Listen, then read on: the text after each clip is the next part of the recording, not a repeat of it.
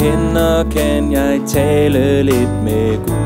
Jeg kan både sige tak og bede om hjælp og skælde ud. Selvom det kan være svært at finde ord, må jeg huske, det betyder ikke spor. For Gud han lytter til mig, og Gud han lytter til dig.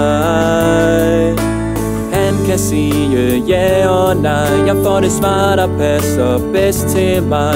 Og så må jeg stole på, at Gud han hjælper mig den rette vej.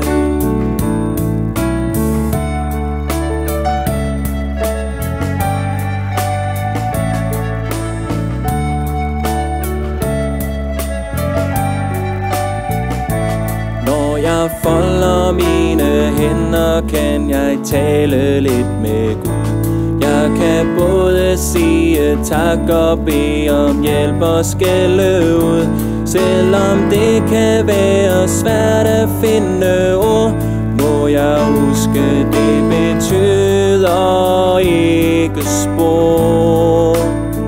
For Gud han lytter til mig, og Gud han lytter til dig.